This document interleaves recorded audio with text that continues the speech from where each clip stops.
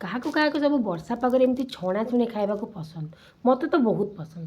ଆଜି ଆପଣମାନଙ୍କ ପାଇଁକି ନେଇକି ଆସିଅଛି ମାର୍କେଟ ଭଳି ଖାସ୍ତା ଗୁଲୁଗୁଲା ଆଉ ତା ପୁଣି ପୁରା ଘରେ। ତ ନମସ୍କାର, ଜୟ ଜଗନ୍ନାଥ। ଆପଣମାନଙ୍କୁ ସ୍ୱାଗତ କରୁଛି ମୋ ୟୁଟ୍ୟୁବ୍ ଚ୍ୟାନେଲରେ।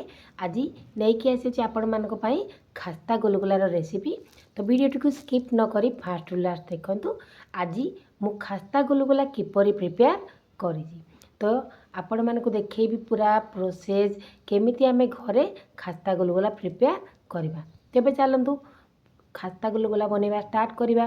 ପ୍ରଥମେ ଦେଖନ୍ତୁ ଗୋଟେ ବଡ଼ ତସଲା ନେଇଯାଇଛି ଆଉ ସେଥିରେ ପକାଇ ଦେଇଛି ଗୋଟେ କପ୍ର ମୁଁ ଅଟା।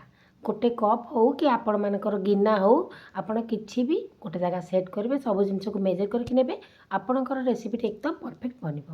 ତ ମୁଁ ଗୋଟେ ଗ୍ଲାସ୍ରେ ଗୋଟେ ଗ୍ଲାସ୍ ନେଇଯାଇଛି ଅଟା, ତା ସହିତ ସେଇ ଗ୍ଲାସ୍ରେ ସମାନ ଭାବରେ ନେଇଯାଇଛି ହାଫ୍ ଗ୍ଲାସ୍ ସୁଜି।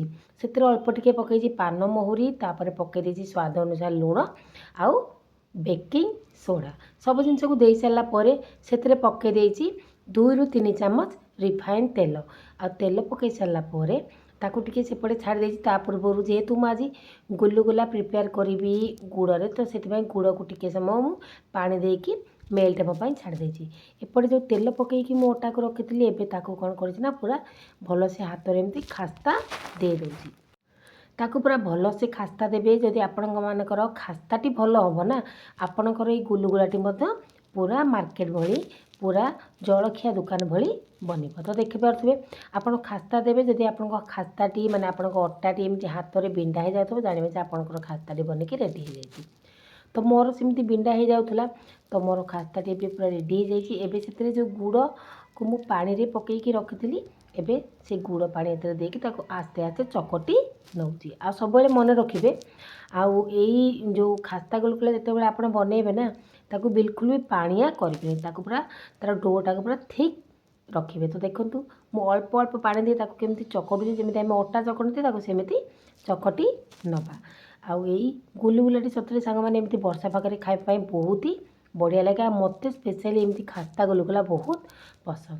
ତ ଏପଟେ ଆପଣମାନେ ଦେଖିପାରୁଥିବେ ମୁଁ ଅଳ୍ପ ଅଳ୍ପ କରିକି ପାଣି ଦେଇକି ତାକୁ କେମିତି ଚକଟି ନେଉଛି। ଏକାଥରକେ ପାଣି ଦେବେନି। ଯଦି ଏକାଥରକେ ପାଣି ଦେବେ ଆପଣଙ୍କର ଅଟାଟି ପାଣିଆ ହେଇଯିବ ଆଉ ବିଲକୁଲ ଭଲ ବନିବନି। ମୁଁ ତ ଗୁଡ଼ରେ ବନାଉଛି, ଆପଣମାନେ ଚାହିଁଲେ ଚିନିରେ ବନେଇ ପାରିବେ, କିନ୍ତୁ ଗୁଡ଼ରେ ମୋତେ ବେଶୀ ପସନ୍ଦ, କାରଣ ଗୁଡ଼ରେ ଯେକୌଣସି ଜିନିଷ ହୁଏ ନା ମୋତେ ବହୁତ ଭଲ ଲାଗେ। ଏପଟେ ଦେଖନ୍ତୁ ତାକୁ ମୁଁ କେମିତି ଠିକ୍ ଭାବରେ ଚକଟି ନେଇଛି। ଆଉ ତାକୁ ଆପଣଙ୍କୁ ମୁଁ ଦେଖାଉଛି, ଏମିତି ହିଁ ଆପଣମାନେ ଚକଟିବେ। ଏବେ ତାକୁ ମୁଁ କଭର୍ କରିକି 15ରୁ 20 ମିନିଟ୍ ପାଇଁ ରେଷ୍ଟ ପାଇଁ ଛାଡ଼ି ଦେଇଛି। 20 ମିନିଟ୍ ପରେ ଏବେ ଆପଣମାନଙ୍କୁ ଦେଖାଉଛି। ମୋର 20 ମିନିଟ୍ ପରେ ସେ ରେଷ୍ଟ ହେଇସାରିଲା ପରେ ଦେଖନ୍ତୁ କେତେ ସୁନ୍ଦର ଭାବରେ ଆମର ଇଏ ସେଟ୍ ହେଇଯାଇଛି। ଏବେ ହାତକୁ ଟିକେ ପାଣି କରିଦେଇଛି ଆଉ ତାକୁ ଏମିତି ହାତରେ ଗୋଳା କରିନେଉଛି। ତ ଦେଖିପାରୁଥିବେ ହାତରେ ତାକୁ ଏମିତି ଗୋଳା କରିବା ବହୁତ ଇଜି। ଯେହେତୁ ଆମେ ଆକୁ ବେଶୀ ପାଣିଆ କରିନାହାନ୍ତି, ତ ଆକୁ ହାତରେ ଏମିତି ଗୋଳା କରିବା ବହୁତ ଇଜି। ଆଉ ହାତରେ ଟିକେ ପାଣି ଲଗାଇଦେବେ ଯେତେବେଳେ ଆପଣ ଗୋଳା କରିବେ। ଏପଟେ ଆପଣମାନଙ୍କୁ ଦେଖାଉଛି ମୋର ସବୁ ଗୋଳା ଗୁଡ଼ିକୁ ଦେଖନ୍ତୁ ମୁଁ ପ୍ରସ୍ତୁତ କରିକି ରଖିଦେଇଛି। ସେପଟେ କଡ଼େଇରେ ମୁଁ ତେଲ ତାକୁ ଗରମ ହେବା ପାଇଁ ଛାଡ଼ି ଦେଇଥିଲି।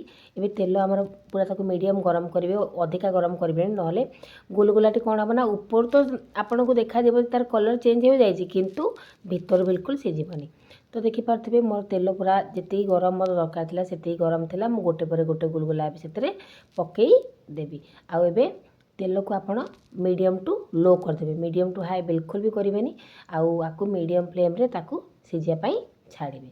ତ ଦେଖିପାରୁଥିବେ ମୁଁ ଗୁଲୁଗୁଲା ଗୁଡ଼ିକ ଦେଇସାରିଲା ପରେ ତାକୁ କେମିତି ଲେଉଟି ଦେଉଛି, କାରଣ ତା'ର ଗୋଟେ ପାଖର ସାଇଡ଼୍ ଚେଞ୍ଜ ହେଇଯାଇଥିଲା, ମାନେ ଗୋଲ୍ଡେନ୍ ବ୍ରାଉନ୍ କଲର୍ ହୋଇଯାଇଥିଲା।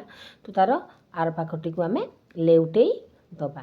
ଆଉ ଏଇ ଗୁଲୁଗୁଲାଟି ମାନେ ଖାଇବା ପାଇଁ ଯେମିତି ମାନେ ଭିତରୁ ଯେମିତି ନରମ ହୋଇଥାଏ, ଉପରୁ ସେମିତି କ୍ରିସ୍ପି ହୋଇଥାଏ, ସେଥିପାଇଁ ଗୁଲୁଗୁଲାଟି ଖାଇବା ପାଇଁ ବହୁତ ଟେଷ୍ଟି ଲାଗିଥାଏ। ତ ସାଙ୍ଗମାନେ ଏପଟେ ଦୁଇ ପଖା ତା'ର କଲର୍ ଚେଞ୍ଜ ହୋଇଯାଇଛି। ଆପଣମାନଙ୍କୁ ଦେଖାଉଛି, ଦେଖନ୍ତୁ ଆମର ଗୁଲୁଗୁଲା ଗୁଡ଼ିକ କିପରି ଫାଟି ଯାଇଛି। ତ ଏବେ ମୋର ଯେହେତୁ ଗୁଲୁଗୁଲାଟି ହୋଇଯାଇଛି, ତାକୁ ଏବେ ମୁଁ ତେଲରୁ କାଢ଼ି ଆଣିବି। ଏମିତିଆ ସବୁ ଗୁଲୁଗୁଲା କାହାକୁ ପସନ୍ଦ ସେ ନିହାତି ଭାବରେ ମୋତେ କମେଣ୍ଟ ସେକ୍ସନରେ କମେଣ୍ଟ କରିବେ। ଆଉ ଏ ଦେଖନ୍ତୁ ତା'ର କଲର୍ ଯେତେବେଳେ ଆପଣମାନେ ଏଇଭଳି ହେଇଯିବ ନା, ତାକୁ ଆପଣ ତେଲରୁ କାଢ଼ି ଆଣିବେ। ତ ମୋର କଲର୍ ପୁରା ବଢ଼ିଆ ସେ ହେଇଯାଇଛି, ପୁରା ଜଳଖିଆ ଦୋକାନ ଭଳି ଗୁଲୁଗୁଲା ହେଇଛି ନା ନାହିଁ ଆପଣମାନେ ନିହାତି ଜଣେଇବେ। ଆଉ ଖାଇବା ପାଇଁ ସାଙ୍ଗମାନେ ବହୁତ ହି ଟେଷ୍ଟି ଥିଲା। तो सांग मैंने आपण मानक गोटे भांगिकी देखौची देखिपारे सब कि फाटी जाइए आपण को गोटे भांगिकी देखौची देखिए से गुलगुलाटी केते सुंदर होची। तो सांग मैंने ये गुलगुला रेसिपी किपर लगे निहत भाव जनइबे। आउ ये तो थिला गुलगुला रेसिपी आपण मानक सहित देखा पुणी आउ गोटे नुआ रेसिपी आउ गोटे नुआ वीडियो। तो रोची सांग मैंने नमस्कार, जय जगन्नाथ।